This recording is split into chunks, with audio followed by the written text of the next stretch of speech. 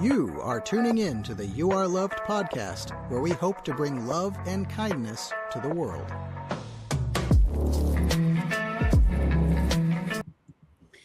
Welcome to another You Are Loved podcast. We have the amazing Dawn Roberson, who, following her graduation from San Diego State University with a degree in integrated marketing communications, Dawn launched her career in sports marketing, developing expertise in brand partnerships, sponsorship sales, media relations, and event production. That's a lot. She worked with the San Diego Sockers, where she focused on broadcast promotion, sponsor cultivation, and fan engagement initiatives in the fast-paced world of professional sports. Dawn's passion for philanthropy emerged through her work with the Junior So Foundation, where she helped produce celebrity golf tournaments, galas, and fundraising events benefiting underserved children and teens throughout Southern California. Her career later expanded into hospitality and brand marketing as corporate marketing manager for Abigail Kirsch Catering, where she led marketing initiatives for premier event issues throughout New York. Dawn returned to the nonprofit sector as national event director for DIFFA, overseeing national and chapter fundraising events across the country. In 2018, she was appointed executive director, leading the organization and its chapters in New York, Chicago, Dallas, and San Francisco. Under Dawn's leadership, DIFFA successfully navigated the challenges of the pandemic while expanding fundraising and grant-making efforts. She led a transformative rebrand of the organization, modernizing DIFFA's visual identity, updating its logo and messaging, and helping broaden the organization's mission to address a wider range of critical health and social service needs in underserved communities. She also revitalized their national cause marketing program, Specify with Care, while developing new partnerships and diversified revenue streams to strengthen the organization's long-term sustainability. Outside of her professional work, Dawn is an avid marathon runner who raises funds and awareness for the Leukemia and Lymphoma Society, a cause deeply personal to her heart. A visionary leader and creative force, Dawn Roberson combines innovation, strategic thinking, and a passion for community impact to drive meaningful change and raise critical support for those in need.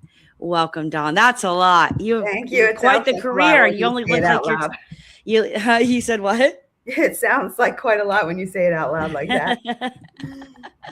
So, yeah, and you're only 20. That's amazing. How'd you accomplish all that so 21. soon? I'm 21. 21. Oh, my bad. That's right. That was your legal drinking age.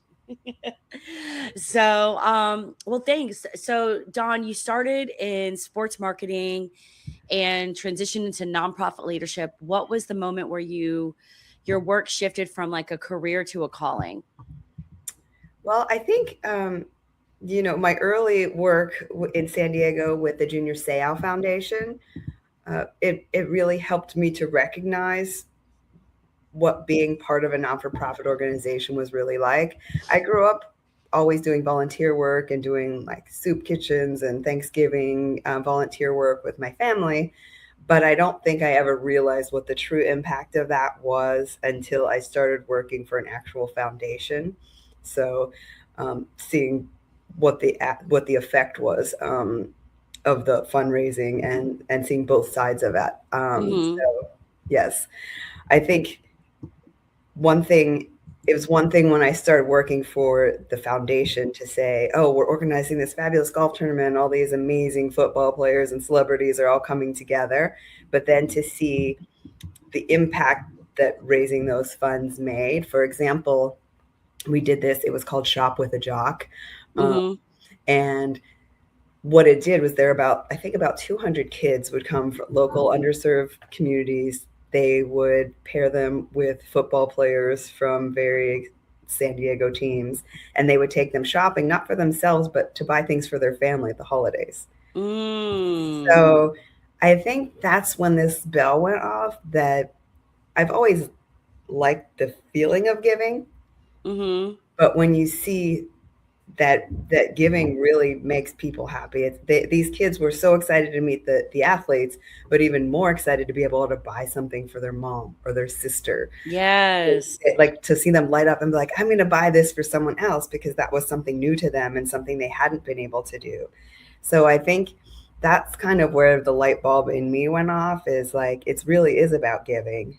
Giving brings you joy, makes you happy. So it's not just about the not-for-profit. It's not just about, you forget sometimes about these small things that make such a big impact. Yeah. Yeah. No, it's great. Sometimes when I'm like getting a gift for somebody, I'm probably more excited than they are. Yes, exactly. It's the same thing. It's the same thing. It's very much that same feeling. So I think that's when it really kind of went off. Thinking about, well, this is something I would like to do. Somehow make a difference. And so that's how you found you. So you kind of like worked your way through, and doors started to open, and your passion became reality. Right. Yeah. Yes. In a roundabout way. Yes, it did happen. So you've worked in like spaces, so like with the jocks and stuff like that in sports. So it's like influence and visibility are everything. So from sports to national nonprofits, how have you learned to like use influence not just for brand growth but for meaningful impact? Well, I think there are a couple of things. I think when I think about influence, I think about people who want to get involved with the organizations, at least from my perspective, the ones that I've worked with, whether it was the athletes, or whether it's interior designers or fashion folks. I think people want to be around successful people who have influence, who they feel that makes them feel a little bit more important to be affiliated with a certain group or a certain organization, right? So when it came to the athletes, like, yes, people would give. And I shouldn't say that it's never a selfish thing. It's just something, I feel like it's step one in motivating people. So when you have this, like, oh, this is really cool, like, get them in the door, because not everybody wants to listen to your story, right? From off the bat, like, here's what I do. We raise this money, we give it away to these people who really need us. But when you can get them involved with a group, a larger group, to get them in the door and say, you get to meet these celebrity athletes, you get to meet these celebrity designers, you get to meet these folks who are influential in their field. I think it's a really great way to get folks involved. And then you'll find some of them were only involved for that, and a lot of them were like, oh, I really found a way to get involved with this cause that's deeper than just connecting with the folks who are already doing it. Yeah. No. Yeah, that's amazing. So, like when you were going through the pandemic and stuff like that, right? And what you think was probably, and like that was like a huge transition for a lot of people, and businesses and nonprofits and so forth. What do you think is probably like the top three things that you learned in regards to like resilience or leadership, helping to maintain an organization, resilience, stuff like that? I learned quite a bit. I have to say, when the pandemic first came about, our New York event, which was our biggest fundraising event of the year, that March, the city shut down. So first of all, trying to find a way to navigate through the difficulty of notifying everybody that the event wasn't happening, to then keeping our staff safe, evacuating our offices, figuring out a whole system of technology in a way that we can continue our work remotely. So I think the first part was just figuring out what was actually happening, right? So you're like, okay, so then you're like, okay, we don't have our biggest fundraising event of the year, which is how we've always used our money for granting. And if I take a step back, DIFA is a grant-making organization. So we raise money and give it away to other organizations that actually do the work in the field. Yeah. So navigating that and figuring out, okay, this is our biggest fundraiser and we're not going to have that this year. And how does that impact our entire group? So then it goes down the line. So then as a leader, you're going through, okay, budget, what can I cut right away? Slash. What can I get rid of? What can I do? How can I manage this? And then also, as staffing comes into play, further into the pandemic, thinking about these staff, did we need them even before? Now we don't need it. Like, we don't need an event director. We're not having events. Mm-hmm. So, just, and then making those difficult decisions as far as like, well, how do I do this? How do I lay off staff temporarily? Do we take turns getting laid off so that we can stay afloat? These were all very real conversations we were having, and then having to, let go of people, laying off some people permanently, terminating some positions because we just couldn't afford to keep that moving. Budget wise, as we got further into the pandemic and the funds that we had on hand are dwindling, and knowing that some of our funds are restricted, meaning that we can only use those for granting. We can't use those for operational purposes. Yeah. So navigating that. So those were a couple of things. And then I think the most important thing I would have to say that I learned is you really need to diversify your fundraising efforts in any not-for-profit. And I feel like so many of our not-for-profits that exist solely on their big events that they produce. So they'll have like one major gala or one major event in the year that becomes their sole source of fundraising for the year. And when you take that away, then what are you left with, right? Yeah. So I think just finding a way to diversify those fundraising efforts was really important. And so led to a lot of thoughtful planning and thinking about the organization's future and how do we navigate these roads, right? Mm-hmm. Do you guys feel like you're stronger now? Do you think it like helped lean out like some not needed spots, and then helped you guys strengthen in some areas because now you have this adversity that's come into play that you've never had before, and now you have to figure out how to recover from that, Yes, to survive, absolutely. I do feel like we're stronger now. I think it did a few things. I think, during the pandemic, many of the not-for-profits, first of all, they started doing these online galas, which were, if I had to dress up and sit in my office one more time for these galas. So we devised a thing called Zoom No More, which was based on this play in New York called Sleep No More. So we called it Zoom No More, and we literally did an online campaign, and we asked people that were part of our network, that were our supporters, please donate, and we will promise not to invite you to a virtual gala or a virtual event. So we called it Zoom No More, and we gave each giving level names like mute all participants, or we can't hear, or your mic's off, things like that. So yeah. I love that. That's so creative. So we came up with names, and it actually was a very successful campaign during the pandemic because people did not want to go to another virtual gala. So that was an interesting, that people were willing to donate to not be invited. So that was a fun thing. I think the other thing that came out of that was we reemerged our program. It's called Specify with Care. And for people that don't know, in the design industry, particularly in the architecture and design world, a specifier is somebody who will go into a showroom and say, I want that carpet, meaning I'm specifying that carpet from this line. I'm specifying this lighting. I'm specifying this wall covering. So we have a program that's a cause marketing initiative where we call Specify with Care, meaning that any company that wants to get involved, if they're a manufacturer, they present their product. We present it through DIFA as a supporter. They offer to give us a percentage of sales. They can cap it. They can, it can be endless. It can be as percentage or as simple as just a cap.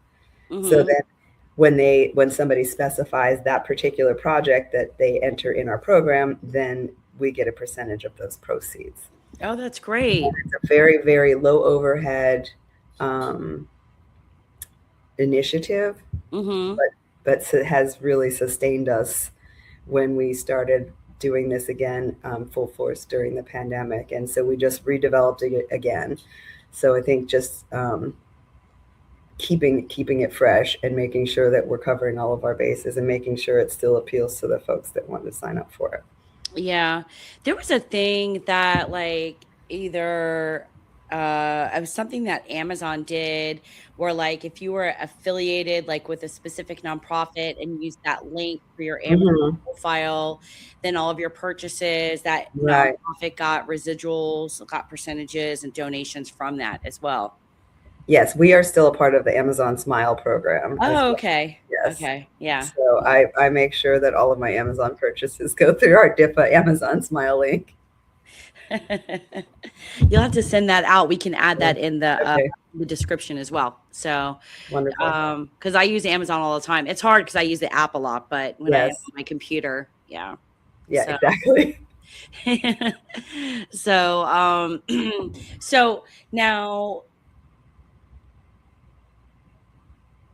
when you reimagine and rebranded, like when you first went into DIFA, Hmm.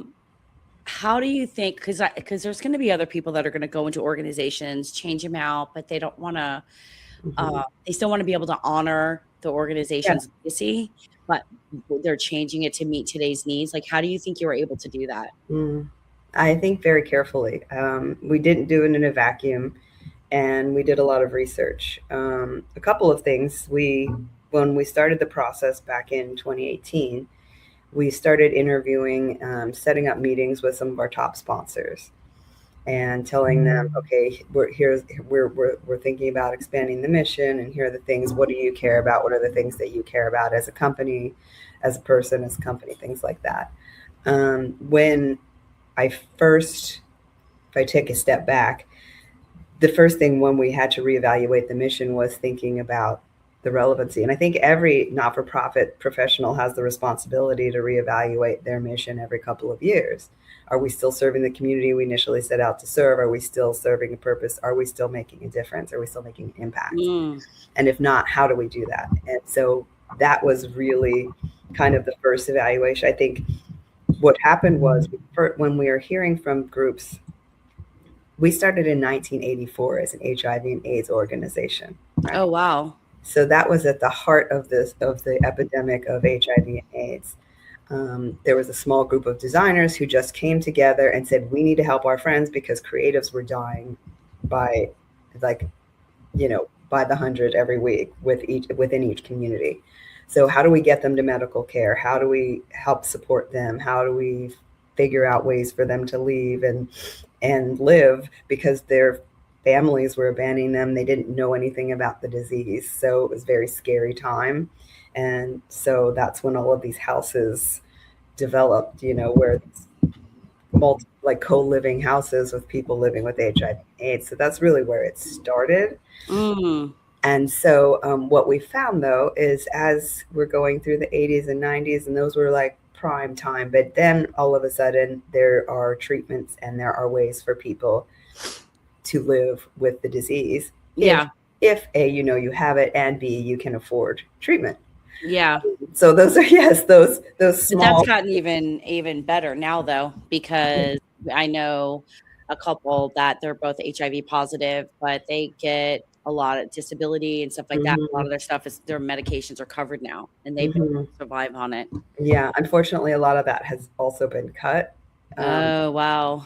Yes, so while we used to be the organization that would kind of bridge the gap between government funding and like the need for a new housing unit or the need for, a new AC or computer in any particular place, or somebody needs something that we couldn't that they couldn't use a government grant for, then that was kind of where we would step in. And now we're finding that we're seeing more and more of people asking for additional support. Oh, wow. But at the end of the day, I think what really, if we're going back to,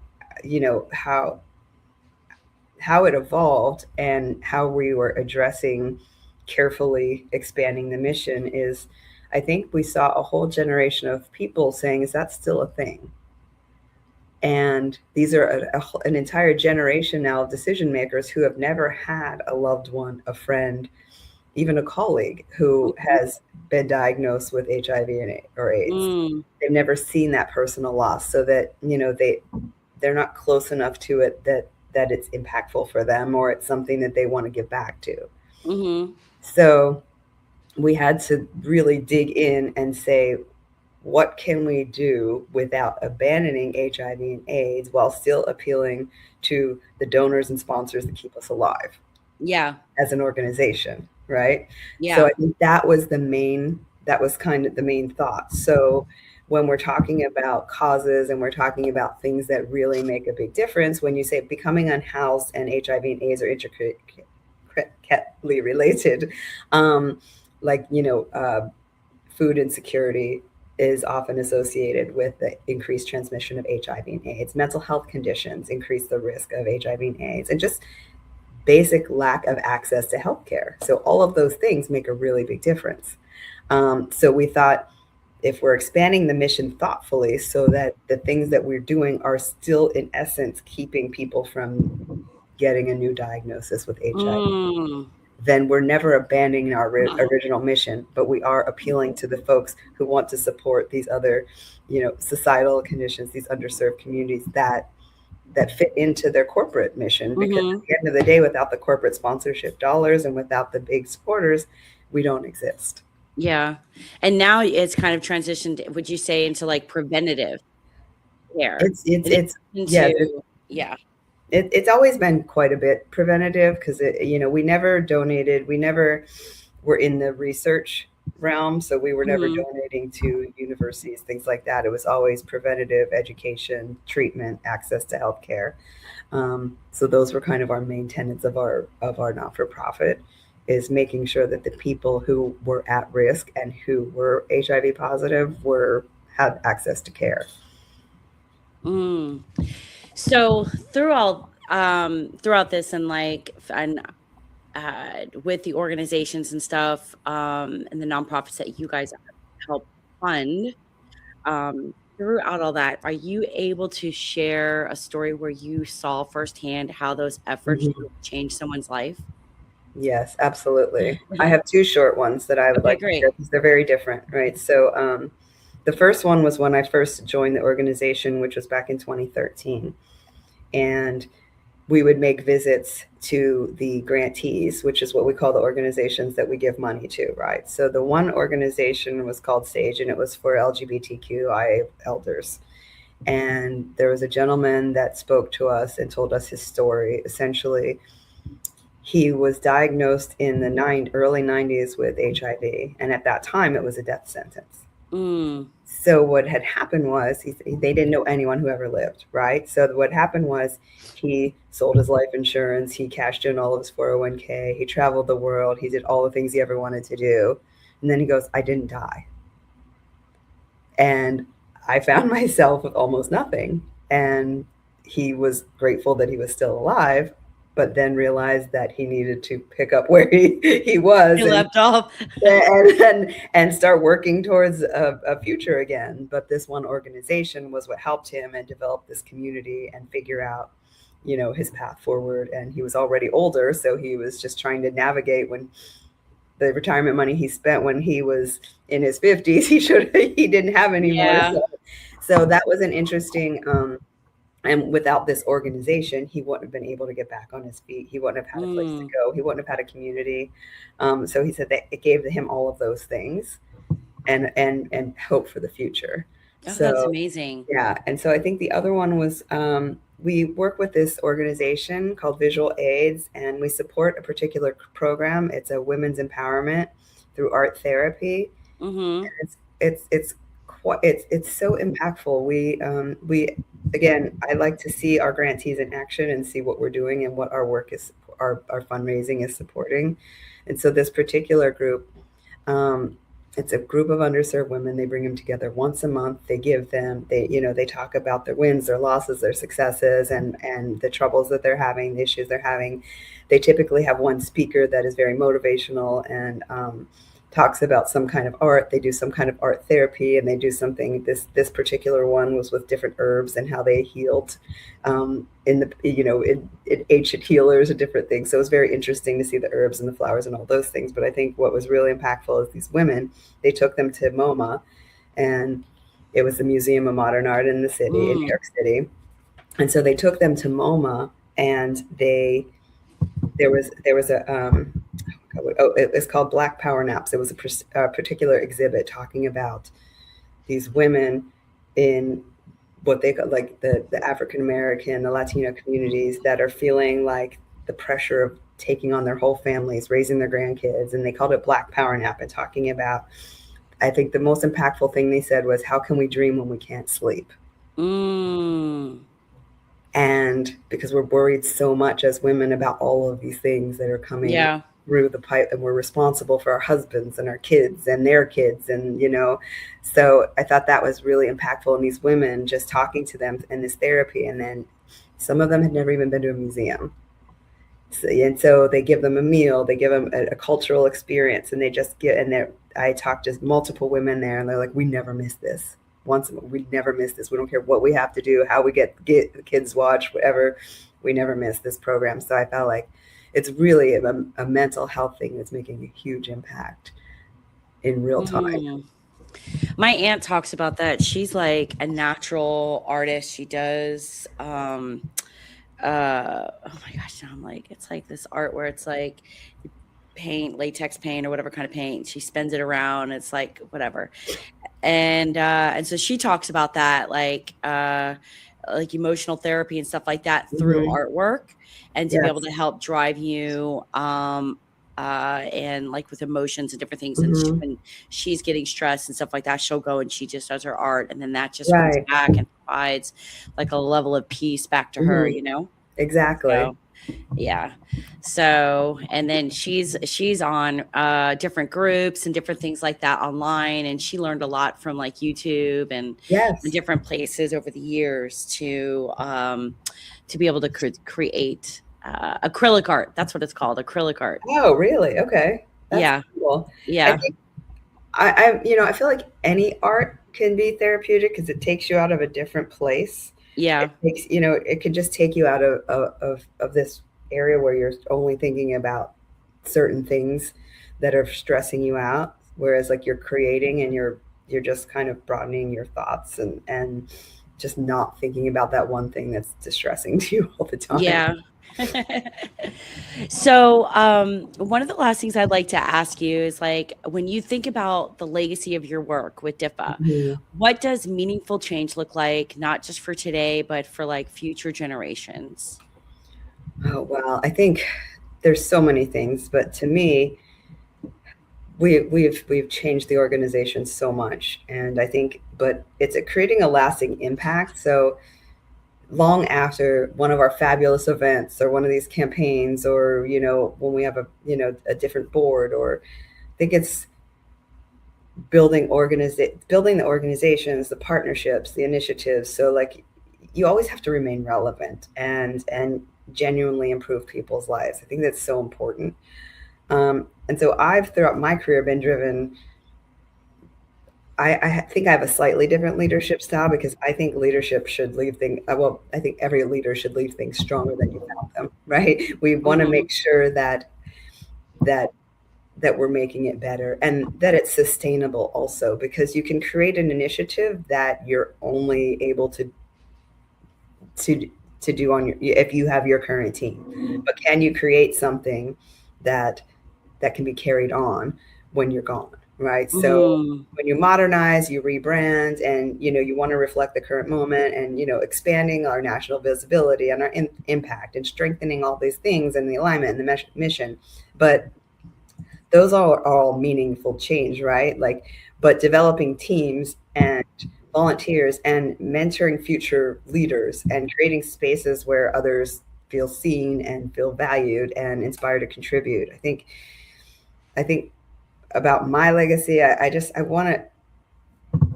want people to think that I brought some vision, integrity, and purpose to my role and helped our organization grow, but while staying deeply connected to the mission and being able to,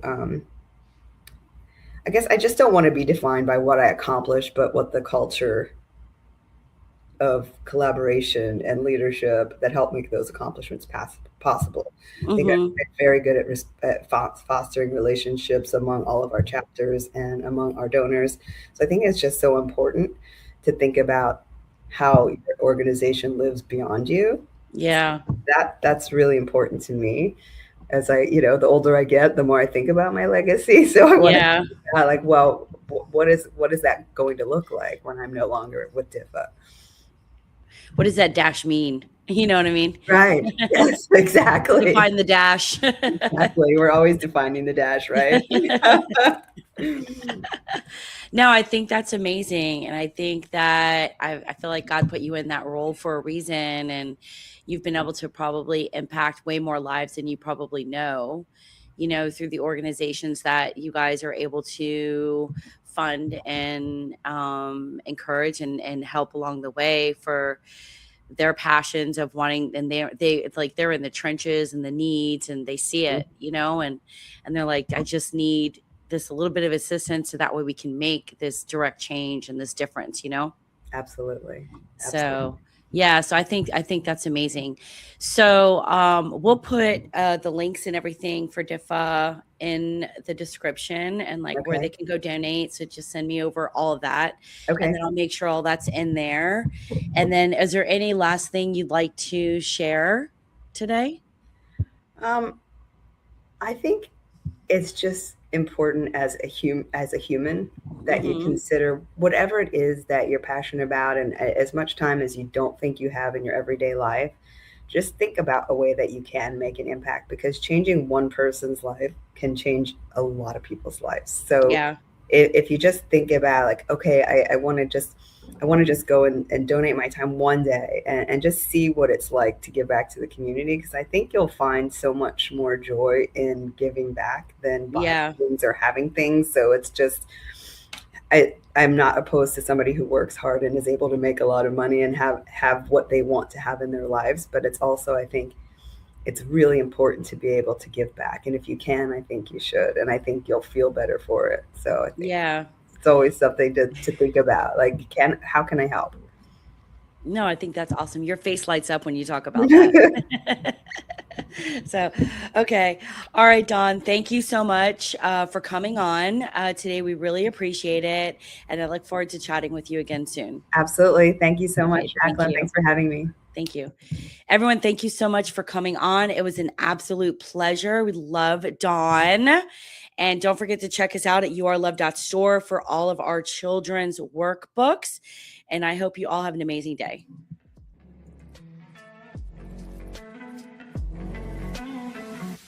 Thank you for tuning in to another episode of You Are Loved. If you have any topic ideas or would like to be a guest on the show, please hit us up on Instagram at youareloved.store.